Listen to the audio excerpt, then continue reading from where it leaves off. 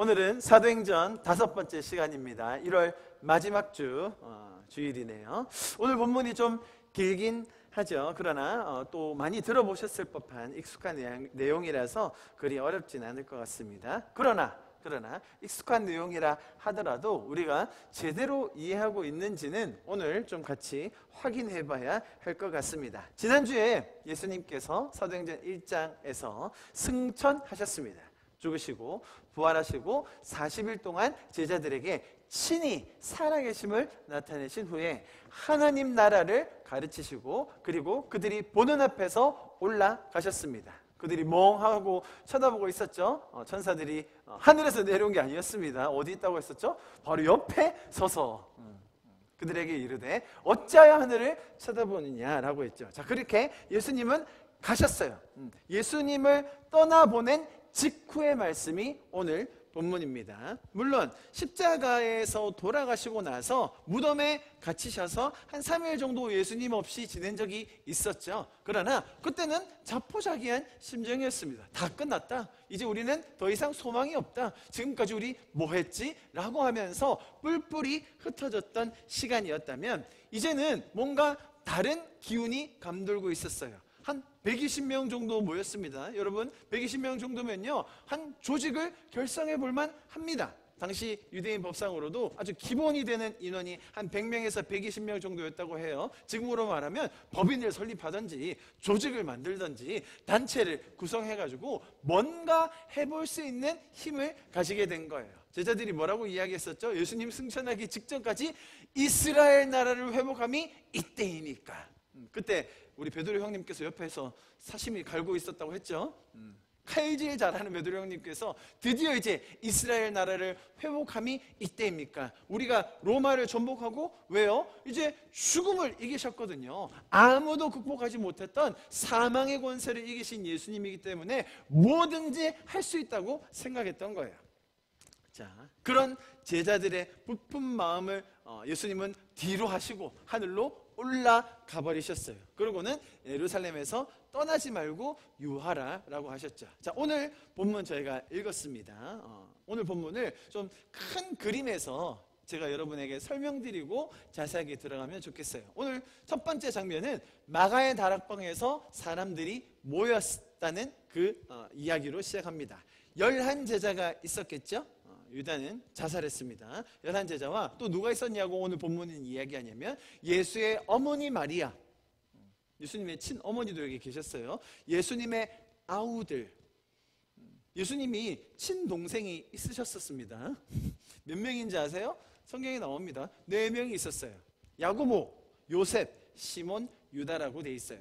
여러분, 우리가 신약 성경 뒤에 나오는 야고보서 있죠? 야고보서가 예수님의 친동생 야고보가 적은 책입니다. 많은 사람들이 유다는 자살했는데 유다서를 어떻게 적었지? 예수님의 친동생 유다가 적은 책이 유다서입니다. 이 4명이 다 이 자리에 있었어요. 그래서 도합이 약 120명. 그 다락방 그 좁은데 120명이 아주 꾸깃꾸깃 앉아 있었던 건 아닙니까? 라고 오해하시는 분들이 계신데요. 당시 유대 사회에서 다락방이라 하면 중산층 이상 아주 고위층 부유한 사람들이 마치 큰 거실처럼 연회를 위해 큰 모임을 위해 가지고 있었던 공간입니다. 이렇게 생겼어요.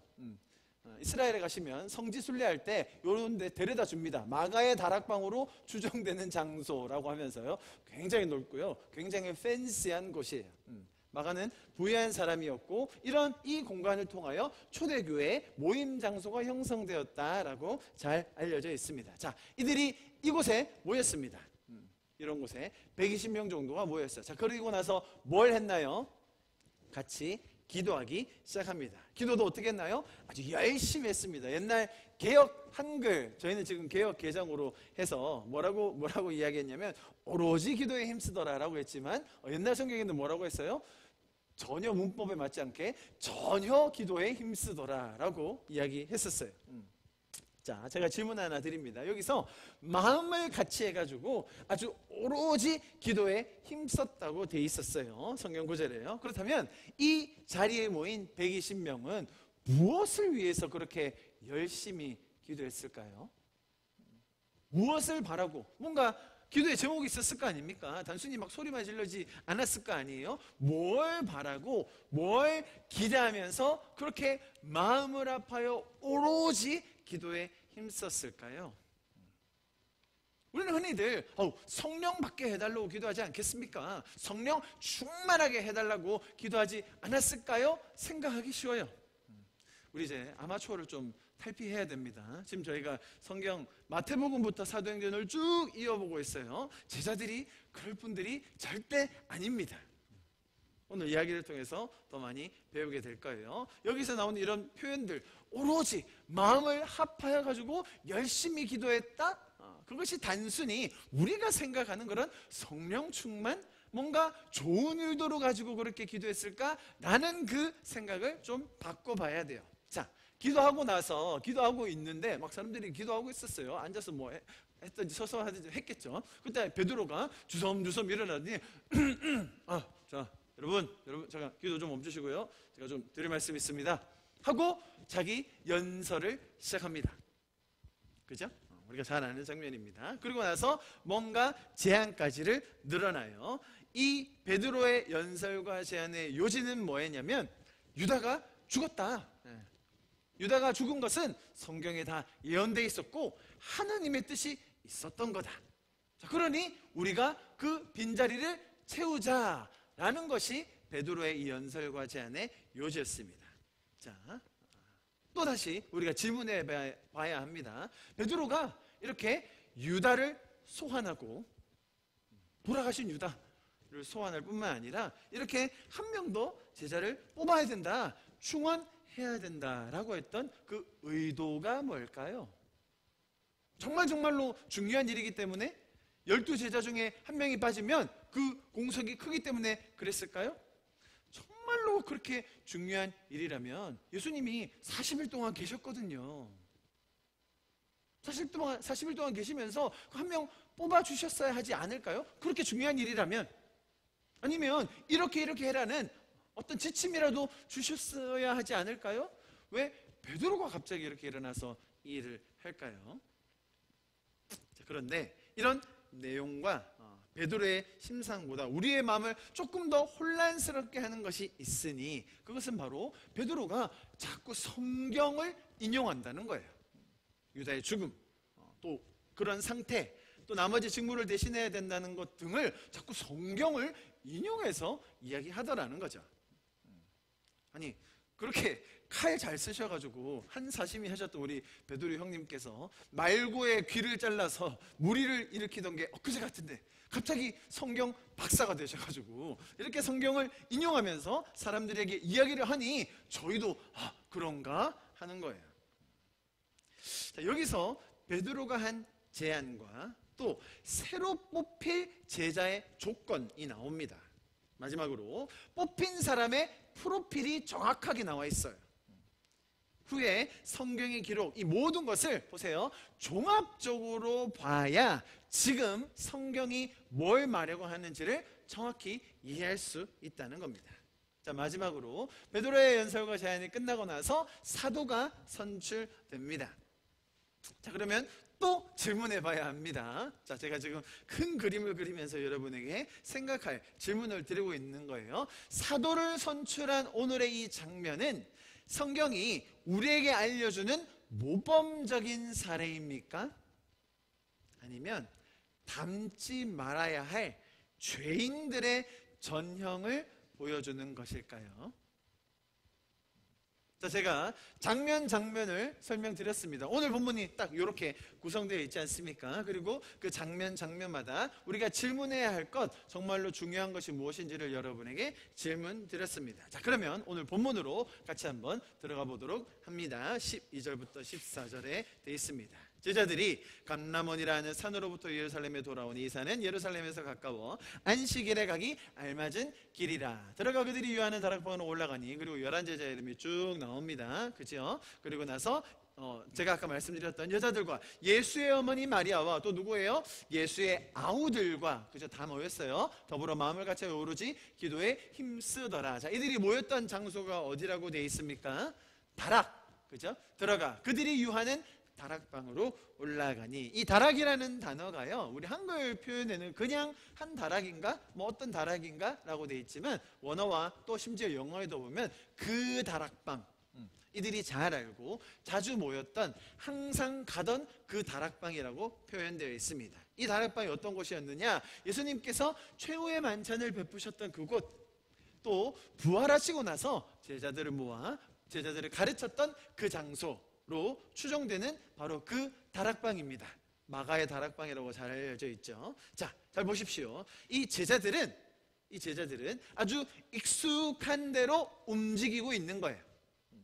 어떤 새로운 장소로 간다든지 그들의 마음이 변화되어서, 야, 이제 예수님이 올라갔어, 이제 뭔가 우리가 새로워져야 해, 바뀌어야 해가 아니라, 예수님 올라가셨네, 우리 어떻게 하지?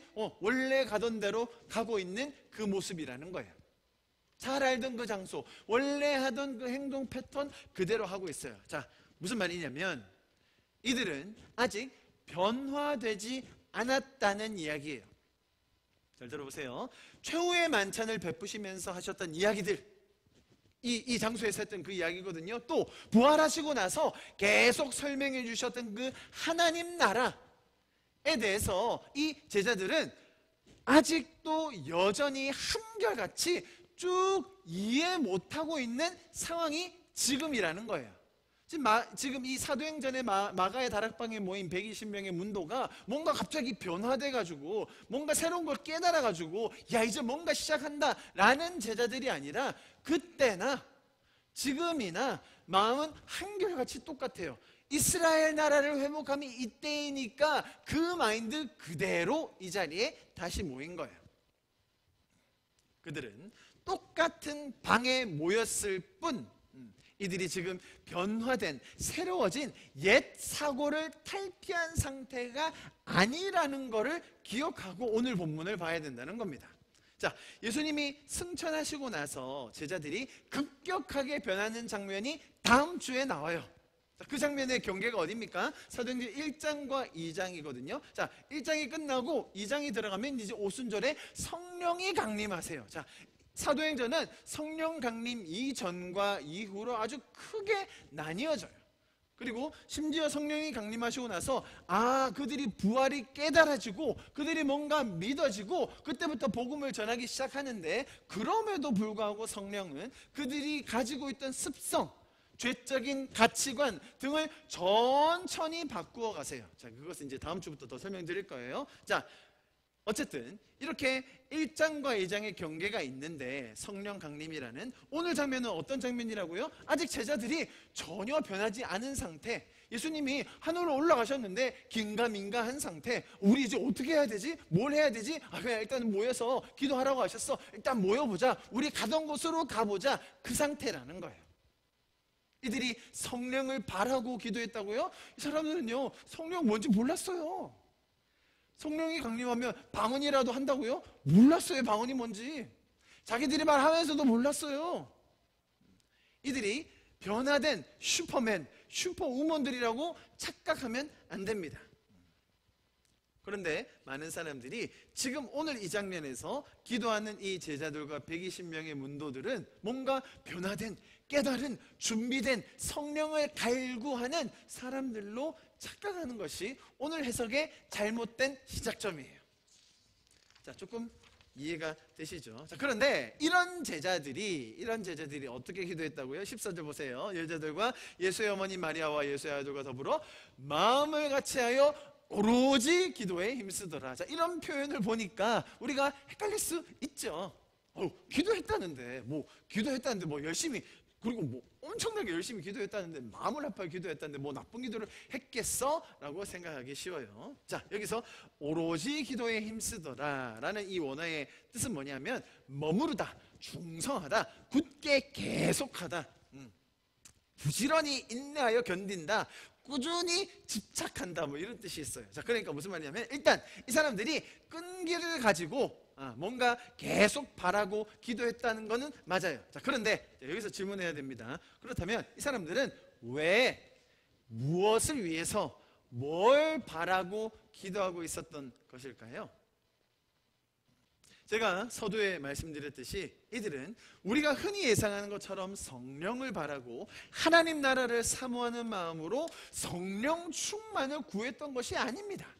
우리가 마가의 다락방 기도회 뭐 이런 거 엄청 많이 하거든요. 대부분 거기서 뭘 얘기하냐면 회개하는 기도, 성령 충만을 받는 기도, 그죠? 그런 기도회로 모이는 기도회의 이름에 가장 식상한 게 마가 다락방 기도회예요. 마치 제자들이 그렇게 열심히 기도했던 것처럼 우리도 부르짖고 기도하면 어떻게 된다고요? 성령이 오신다라는 생각을 한다는 거죠. 제가 그거 왜 아닌 것을 다음 주에 더 보여드릴 거예요. 자, 무슨 말이냐면 이들은 지금 자기의 죄를 깨끗하게 하고 뭔가 거룩함을 받아 성령이 임하실 수 있는 그릇이 되어 성령이 충만해지길 원한다라고 기도하는 게 전혀 아니었다는 거예요. 자, 여러분, 우리가 지금 복음서부터 마태복음부터 사도행전을 쭉 보고 있는데 도대체 어떤 맥락에서 이런 설명이 나올 수가 있죠? 이들이 성령을 바라고 기도했다? 여러분, 마태복음 저희가 싹 다 봤습니다. 제자들이 기도한 적이 있던가요?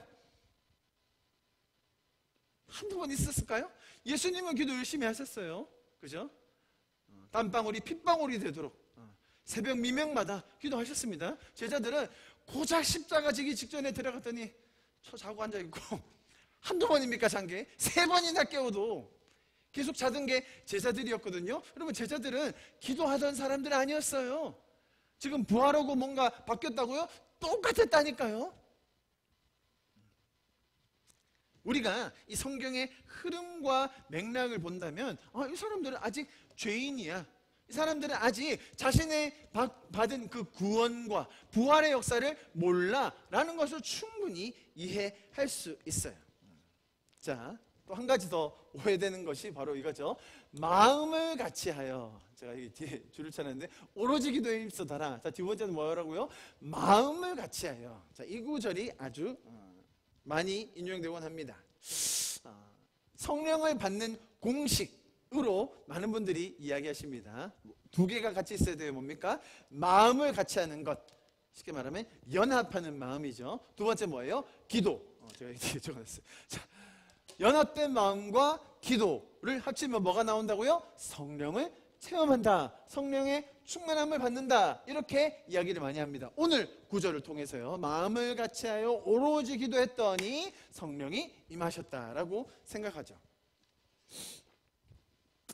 이 2개 다 사실은 너무너무 어려운 거죠. 연합된 마음, 정말로 그곳에 모인 사람들이 한 가지 공통된 주제, 한 가지 간절한 바람을 가지고 그렇게 열심히만 기도하면 성령님이 임하신다? 여러분, 기독교는 그런 공식을 만드는 것이 아닙니다. 그리고 죄인들이 이런 연합된 마음 가지는 건 불가능합니다. 자, 그렇다면 왜 이렇게 표현했을까요? 여러분, 제가 주석을 하나, 오늘 말씀을 준비하면서 여러 주석을 다 읽어봤는데요, 한 주석에서 이렇게 표현했더라고요. 한번 보십시오. 오늘 지금 말씀드린 이 장면을 주석에서 설명했는데 지금 원어 나오고 이래서 조금 헷갈릴 수 있지만 제가 여러분에게 이것을 설명드리는 이유는 별로 어렵진 않아요. 이 사람들이 지금 뭘 이야기하고 싶은 건가, 어떤 의도로 지금 신학자들이 이 글을 썼는가 한번 제가 소개해드리고 싶었어요. 한번 볼게요. 마음을 같이하여에 해당하는 원어입니다. 원어. 호모디마돈은 함께를 뜻하는 호모와 경노, 욕정을 뜻하는 디모스의 합성어이다. 알겠죠? 함께 욕정을 가졌다. 뭐 이런 뜻이겠죠? 이해하셨습니까? 여기서 다락방에 모인 그들은 함께 그 모임의 일체를 이루고 성령의 부어주심을 향한 격정에 사로잡혀 기도하고 있었음을 알 수 있다. 제가 주석에서 이 문장을 읽으면서 이 사람은 지금 자기가 쓴 말을 무슨 말인지 알고 쓰고 있을까? 라는 생각이 들더라고요.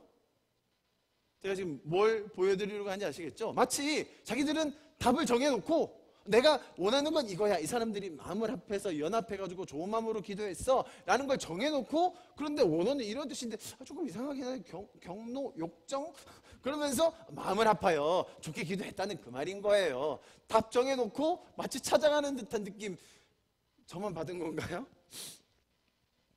사실 아까 제가 말씀드린 마음을 같이 하여 이 호모디마돈이라는 이 단어가 사도행전에서만 10번이 쓰였어요. 굉장히 반복적으로 누가라는 저자가 자주 사용하는 표현이긴 합니다. 자, 그런데 이 봉이란 단어가 보세요. 그 똑같은 단어이지만 용례가 다르다고 하죠. 어떤 상황은 긍정적인 표현으로 쓰기도 하고 어떤 상황에서는 부정적으로 쓰이기도 해요. 그게 사도행전에 아주 명백하게 드러나 있는데요. 먼저 첫 번째로 좋은 용례, 좋은 쪽으로 사용한 마음을 합했다. 지금 똑같은 단어를 제가 보여드릴 거예요. 사도행전 8장 5절입니다. 빌립이 사마리아 성에 내려가 그리스도를 백성에게 전파하니, 자, 빌립 집사님이 복음을 전파했어요. 6절, 무리가 빌립의 말도 듣고 행하는 표적도 보고 어떻게 했다고요? 한 마음으로 그가 하는 말을 따르더라. 똑같은 단어인 거예요. 마음을 같이 하여와 오늘 나왔던 그 단어, 오늘 단어와요. 또 15장 25절에 보면 사람을 택하여 우리 주 예수 그리스도의 이름을 위하여 생명을 아끼지 아니하는 자인 우리가 사랑하는 바나바와 바울과 함께 너에게 보내기를 어떻게 해요? 만장일치로 결정하였노라. 그죠? 좋은 마음으로 마음을 합하여 선한 일에 마음을 모았다라는 표현이 오늘 썼던 그 단어와 동일한 단어를 이렇게 표현했어요. 자, 그런데 다른 용례가 있으니 그건 어떤 표현이냐면 한번 보세요. 똑같은 사도행전에 똑같은 단어로 쓰는 거예요. 스데반이 성령 충만하여 하늘을 우러러 주목하여 하나님의 영광과 민 예수님께서 하나님 우편에 서 계신 것을 보고, 자, 스데반이 설교를 하잖아요. 그리고 사람들이 그것을 분개하여 돌을 던져서 죽이려고 하는 장면이요. 말하되 보라 하늘이 열리고 인자가 하나님 우편에 서신 것을 보노라 하는데, 그때 어떻게 해요? 사람들이 저희가 큰 소리를 지르며 귀를 막고 어떻게 해요? 일심으로. 오늘 썼던 그 단어와 똑같은 단어예요. 어떤 상황이 쓰인지 보이시죠? 뭔가 나쁜 의도를, 죄적인 의도를 가지고 연합할 때 똑같은 단어 썼습니다. 18장 12절, 갈리오가 아기야 총독이 되었을 때에 유대인이 일제히 일어나 바울을 대적하여 법정으로 데리고 가서, 보세요. 여기서도 일제히 똑같아요. 말하되 이 사람이 율법을 어기면서 하나님을 경외하라고 사람들을 권한다 하거늘, 바울이 복음을 전할 때 거기에 대항하는 사람들이 죄적인 마음을 가지고 하나로 뭉쳐서 일제히 일어나. 오늘 썼던 표현과 똑같은 단어예요. 자, 이제 저를 봐주십시오. 동일한 단어, 동일한 표현이지만 상황마다 부정적으로 쓰일 때도 있고 긍정적으로 쓰일 때도 있다는 걸 제가 설명드렸습니다. 오늘 본문에서는 이 마음을 같이 했다는 것이 긍정적인 연합을 이야기하는 것일까요? 아니면 죄적인 마음으로 똘똘 뭉쳐서 그들이 원하는 것만 구하고 그들의 이 한계적인 시야에 갇혀 있는 그런 아집과 무지를 보여주는 것일까요? 여러분, 성령께서 우리 안에 인격적으로 일을 하십니다. 우리의 신분이 바뀌어지죠. 우리의 정체성이 죄인에서 의인으로 바뀌어지는 사건이 있는 거예요. 자, 그렇게 구원받는 사건은 단번에 일어나요. 급격한 변화입니다. 그것이 어떤 사람에게는 한 집회나 예배 참석해서 눈물을 흘리면서 경험될 수 있는 사건이기도 하고요. 어떤 사람은 은사를 경험하기도 하고요. 어떤 사람은 기적적인 일을 체험하기도 합니다. 또 어떤 사람들에게는 마치 잔잔한 호숫가에 돌이 떨어지며 울림이 있는 것처럼 감동이나 깨달음이나 인정하는 그런 형태로 일어나기도 합니다. 어떤 사람은 마치 낙수의 바위의 형태가 조금씩 변해어 가듯 자기 자신이 알지도 못하는 사이에 그 믿음이 자라있는 것을 발견하게 되는 경우도 있습니다. 어쨌든 이런 구원의 자각, 구원에 대한 인정, 또 구원을 받아들이는 것, 이 모양은 다 다를 수 있어요. 구원의 형태, 구원의 시기, 구원의 과정은 다 다를 수 있죠. 자, 그런데 그 이후에 진행되는 이 믿음의 여정, 신앙의 여정도 사람마다 다 다를 수 있다는 거예요. 제가 이런 프로세스를 여러분에게 설명드리는 이유가 있는데, 자, 이런 구원과 또 신앙의 성숙, 성장의 여정, 그것들을 우리가 같이 공유하고 또 이 안에서 훈련도 받고 나누면서 함께 성장하기 원하는 것이 이 교회 공동체예요. 자, 지금 오늘 본문에서 이 제자들은, 제가 말씀드린 신앙과 믿음의 여정이 있는데, 이런 프로세스가 있는데, 제자들은 지금 어느 스테이지에 있냐라는 거예요. 이들이 이스라엘 나라를 회복하심이 이때이니까 라고 스스로의 생각과 계획에 갇혀서 예수님의 그 능력을 이용하려고만 했던 그 마음의 상태에 변화가 있었습니까?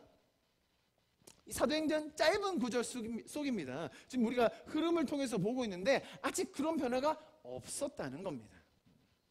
성경은 너무나도 자연스럽게 이들이 가지고 있는 이 죄적인 마음이 변화되지 않았고 그들이 하는 행동과 말들이 전혀 하나님과 상관없는 그들 스스로의 죄책감과 수치심을 떨치기 위한 인간적인 방법이었음을 이야기하고 있어요.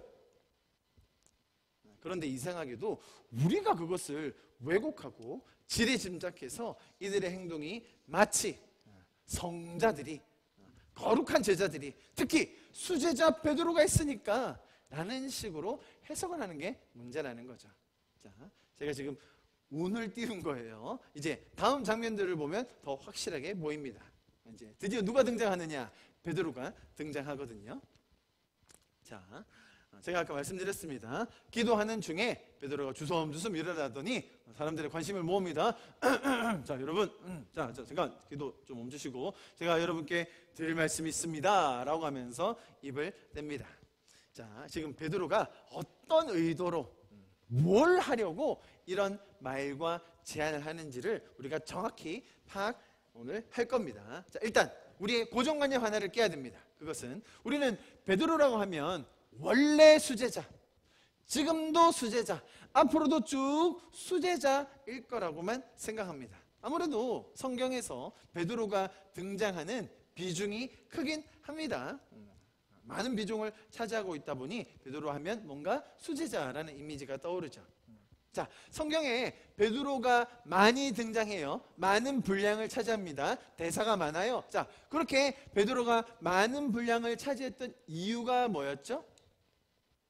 정말로 베드로는 그 수제자로서의 월등한 뛰어난 탁월함을 보여주기 위해서 베드로가 여러 번 등장하는가요?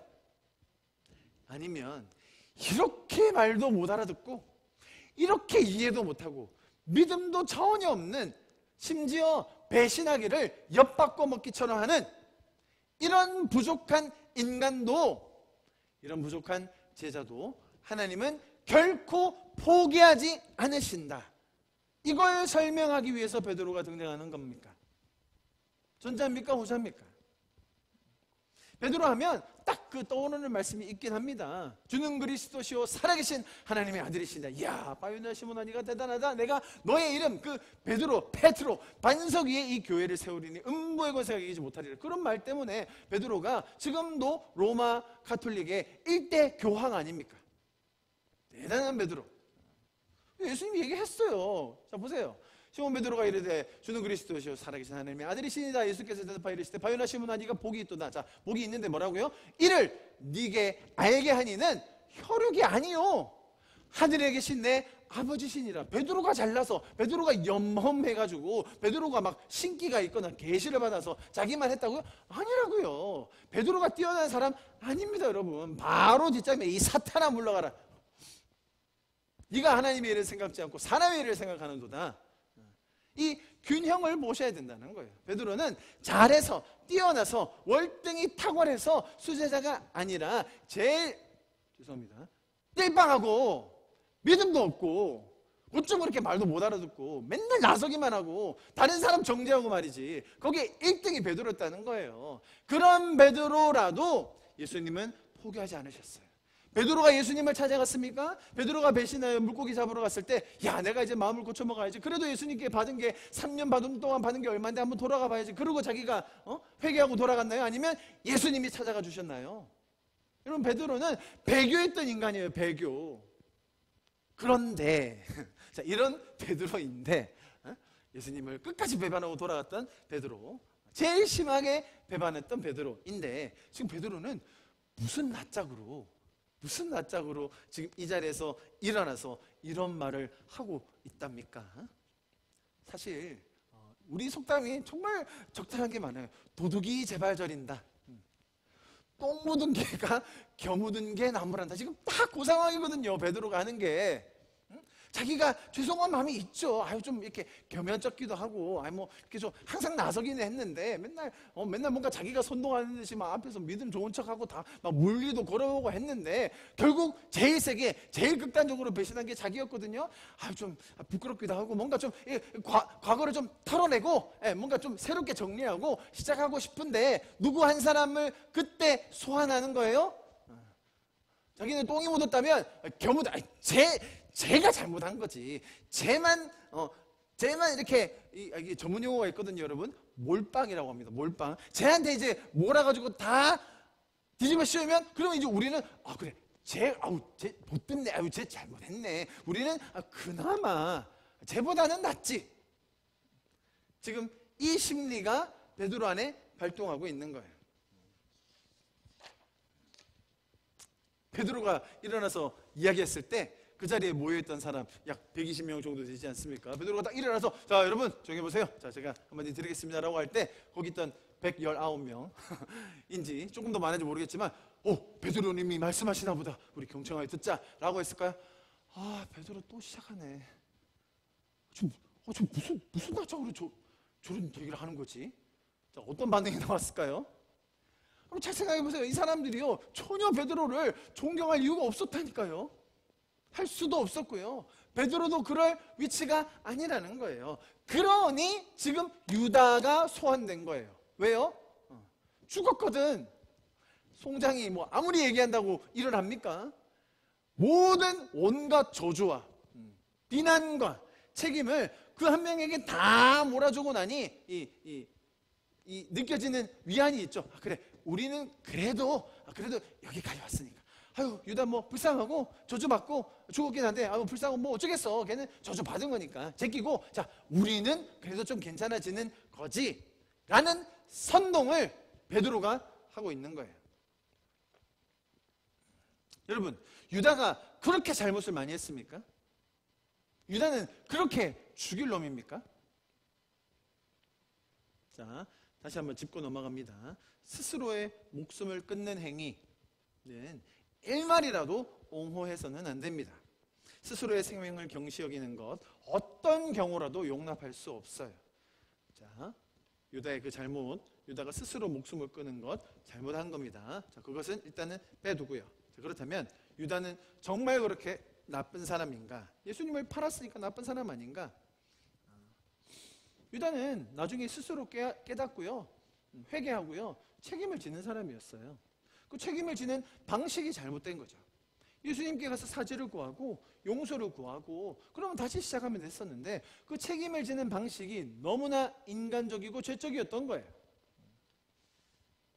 베드로는 책임질 생각이나 했나요? 자살하는 신용이라도 했답니까?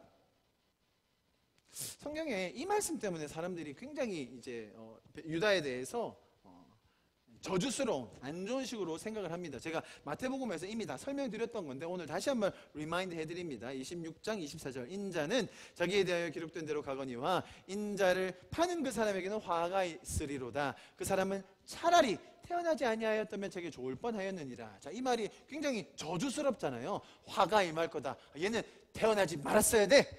이런 저주를 받을 놈, 차라리 태어나지 않았으면 더 좋았을 것을 라는 어떤 뉘앙스로 들리시죠? 그냥 딱 이 문장을 보면 유다에 대해서 우리가 가장 크게 평가할 수밖에 없는 구절이고요. 유다는 저주스러운 인물이었다라고 생각하기 쉬운 장면이에요. 제가 마태복음 할 때 아주 길게 설명드려도 오늘 짧게 말씀드리자면 이 표현 태어나지 아니하였더라면 이 표현 자체가 당시 시대에 많이 쓰이던 그런 속담 어구예요. 이 말씀은 이 배신자에 대한 저주의 선언이 아니에요. 예수님께서는 죄적인 선택을 한 이 배반의 비참한 죄적인 결과를 내다보고 있는 예수님께서는 유다에 대해서 안타까운 심정을 나타내고 계신 거예요. 결국 사단의 게임에 넘어가서 악행을 저지른 이 유다는 태어나지 않은 것만 못한 운명, 즉 그런 참혹한 죄의 결과를 맞이하게 된다. 예수님께서는 이 가룟 유다의 운명이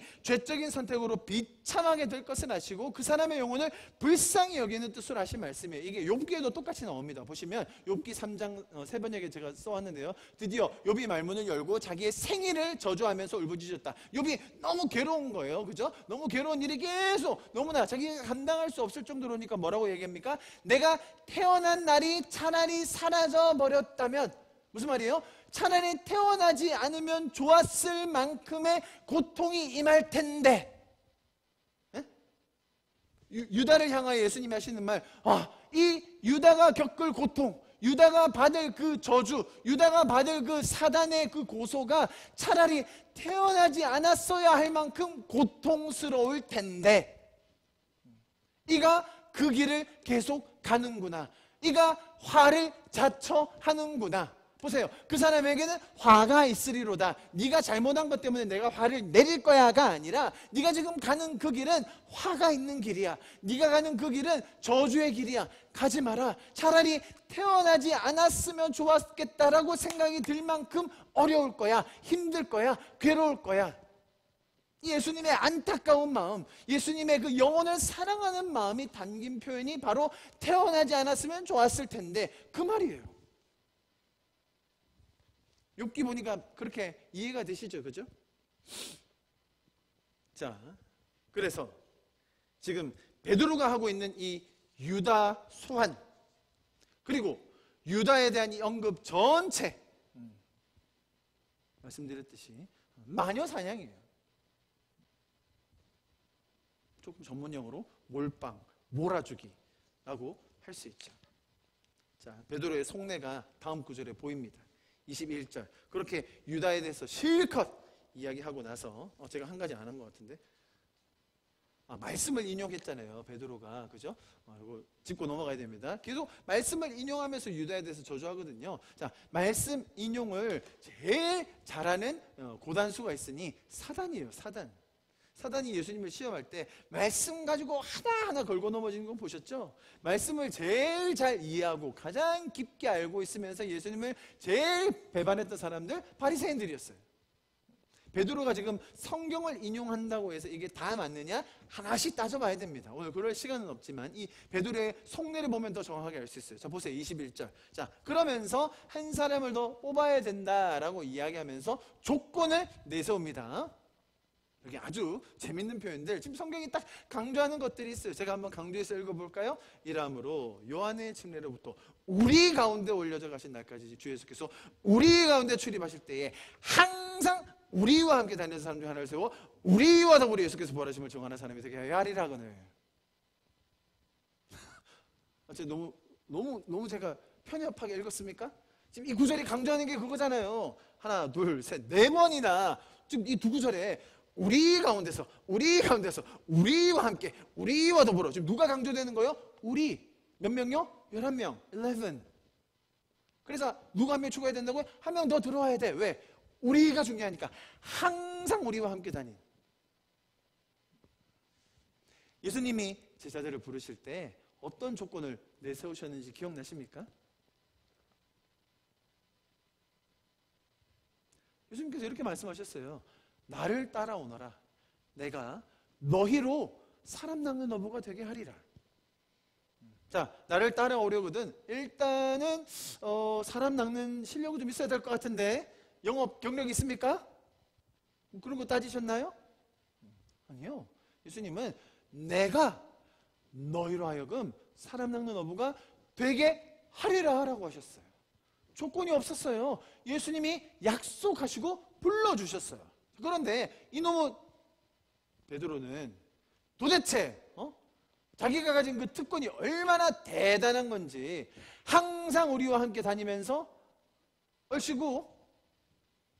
여러분, 사도행전에 지금 전반부는 베드로, 제가 너무 베드로를 너무 이렇게 까내리는 것 같은데요. 다음 주부터 바뀝니다, 여러분. 기대해 주시고요. 자, 사도행전 전반부가 베드로 이야기지만 사실 중반부 이후부터는 전부 다 바울이 주도해서 가거든요. 항상 우리와 함께 다니던 바울은 한 번도 안 다녔는데요. 잡으로만 뒤따라 다녔죠. 네? 이게 말이 되냐고요. 그리고 말은 우아하게 합니다. 왜 뽑는다고요? 우리가 요즘 이렇게 12명 딱 채워가지고 특권의식 쫙 12자리 하면 폼나잖아요. 이렇게.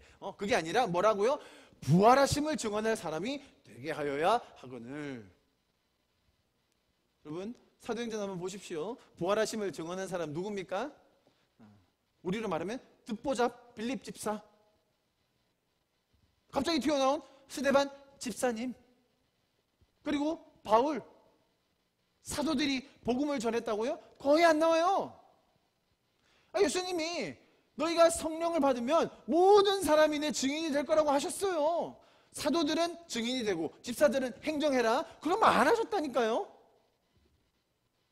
교회들마다 평신도를 뭐 사역하게 해야 되고 평신도가 복음을 전되고 그 말 많이 하거든요. 근데 여기서도 왜 그걸 발견하지 못하나 모르겠어요.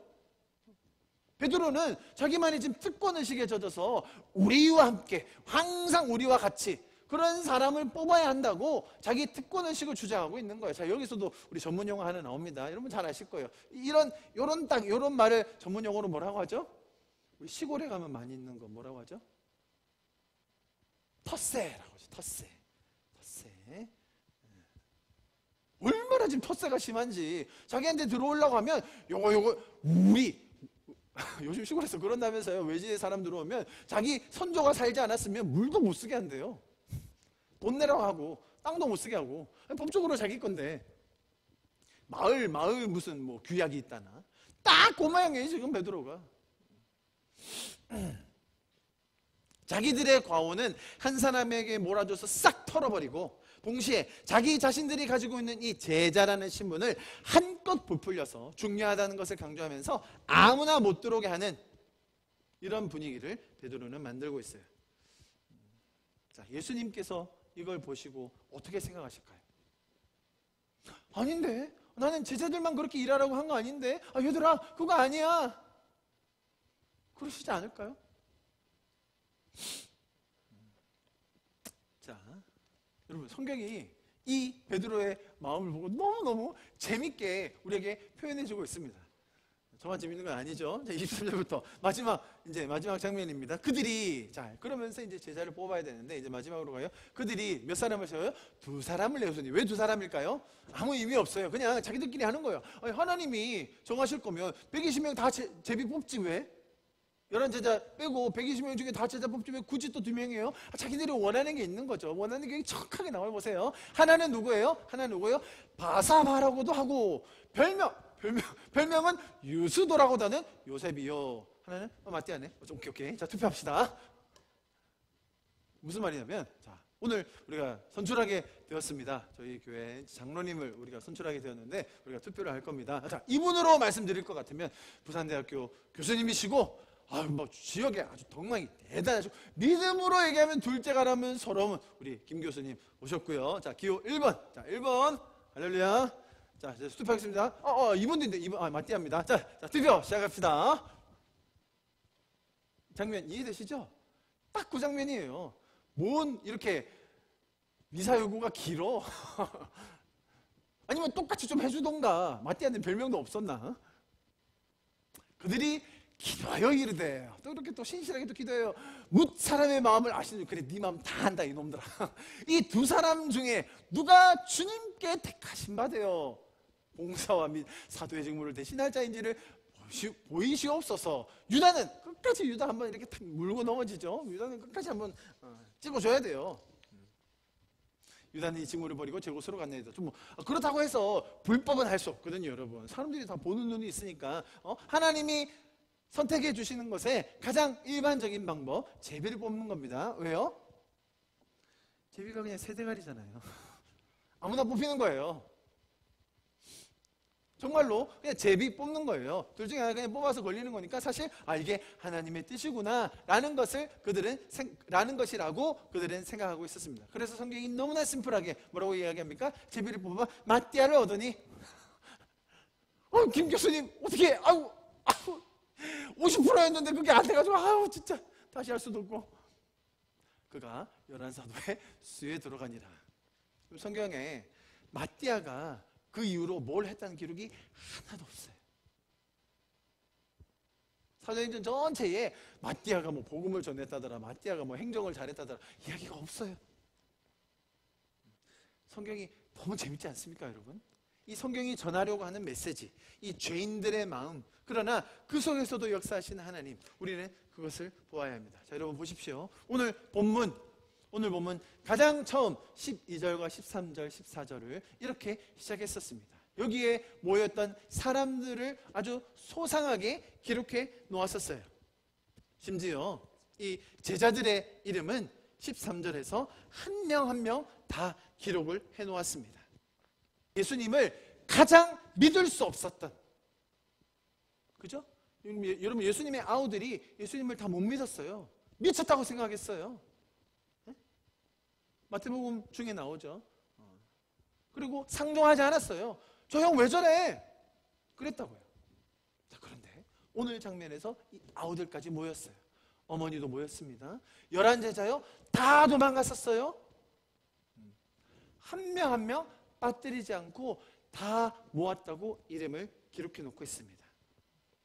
여러분, 이들은 하나같이 예수님의 마음을 이해하지 못했던 사람이에요. 배신했습니다. 믿음을 저버리고 떠났던 자들입니다. 그런데 이 자리에 다시 모였네요. 누가 하신 일입니까? 예수님께서 부활하신 후 40일 동안 이들에게 계속 나타나셔서 친히 살아계심을 증거하셨거든요. 가르쳐 주셨거든요. 예수님께서 일하심에 대한 결과가 이렇게 시작된 거예요. 그러나 이렇게 모아주시고 가르쳐주시고 설명해주신 예수님의 일하심을 이들은 이해하지 못한 채 아직도 하나님 나라가 아닌 이스라엘 나라, 내 나라, 내가 가진 어젠다, 내가 해야 될 것들에 몰두하여 한 사람을 정죄하여 죄인으로 만들어버리고 자신들의 특권을 세우는 일에 몰두하고 있다는 겁니다. 하나님의 나라에 대해서는 이해하지 못한 채 스스로의 죄책을 타인에게 돌리고 내부적인 성을 쌓아서 기득권을 만들고 남을 정죄하는 일을 스스럼 없이 하고 있는 중입니다. 자, 여러분, 이제 다음 주 사도행전 2장에 들어가면 많은 것들이 바뀌게 될 것입니다. 예수님께서 다 모으셨습니다. 예수님께서 한 사람도 빠짐없이 다 설명해 주시고 다 설득해 주시고 이들이 믿음 가운데 있을 수 있도록, 이 공동체 가운데 있을 수 있도록 예수님께서 일해 주셨어요. 그러나 그 안에서도 이들은 죄적인 마음으로 서로 분탕질하고 있었습니다. 그러나 예수님께서 이들을 통하여 어떻게 일하시며 앞으로 이 죄악된 마음들이 어떻게 바뀌어 갈 것인지를 우리는 사도행전을 통해서 정확하게 보게 될 것입니다. 지금까지 신실하게 일하시며 약속하시며 우리에게 가르쳐 주셨던 것들이 이제 사도행전의 말씀을 통하여 어떻게 풀어지는지를 우리가 함께 보게 될 것입니다. 이사야서 25장은 이렇게 이야기하고 있습니다. 우리 같이 한번 소리내어 읽어볼까요? 25장 1절입니다. 시작. 여호와여, 주는 나의 하나님이시라. 내가 주를 높이고 주의 이름을 찬송하오리니 주는 기사를 옛적에 정하신 뜻대로 성실함과 진실함으로 행하셨습니다. 할렐루야. 주님께서 성실하시게 진실함으로 우리에게 약속하신 말을 하나도 빠짐없이 이루어 가실 것입니다. 이 제자들의 죄악과 제자들의 수치를 타인에게 돌리는 정죄와 자신들이 이해하지 못하는 그런 와중에서라도 예수님은 그 신실하심을 잊지 않으시고 성령님을 보내셔서 이들을 변화시키시고 차근차근 변화시켜 가실 것입니다. 우리는 그 사도행전의 이야기를 통하여 우리의 삶 가운데도 역사해 주시는 그 주님을 기대할 수 있게 되는 줄 믿습니다. 할렐루야. 우리가 좀 말씀을 마무리하면서 기도하고 예배를 마치도록 하겠습니다. 우리 좀 같이 기도합시다. 기도할 때 주님, 우리가 이 제자들과 베드로의 모습을 보며 나의 죄악된 모습을 봅니다. 나의 연약한 모습을 봅니다. 주님, 하나님 나라와 주님의 뜻과 주님의 마음을 알지 못한 채, 등한시한 채 타인을 정죄하기 일수인 저를 봅니다, 주님. 이 모든 상황 속에서 우리가 하나님을 더 알아야 할 텐데, 하나님의 뜻과 계획을 더 알기 원하는데 그러지 못하고 나의 죄적인 마음대로만 살아가는 저 자신을 시간 바로 바라볼 수 있게 해주심 감사합니다. 동시에 주님, 예수님께서 그 신실함과 진실함으로 일하시고 계시며 한 사람도 포기하지 않으시고 끝까지 붙들어 주시는, 인도해 주시는, 약속해 주시는 그 예수님을 우리로 더 알게 해주셔서 감사합니다. 주님께서 행하실 그 놀라운 일들을 우리가 기대합니다. 주님, 나의 죄악된 연약한 부족한 모습이 아닌 예수님의 그 신실함과 진실함으로 우리의 삶이 더딥혀지게 하여 주시옵소서. 나의 죄성이 다 물러가고 예수 그리스도의 그 의로우심과 그 은혜로움과 풍성함이 우리의 삶에 충만하게 하여 주시옵소서. 우리 이렇게 마지막으로 우리의 삶을, 우리의 마음을 주님 앞에 올려드리시면서 기도함으로 예배를 마치도록 하겠습니다. 기도하시겠습니다.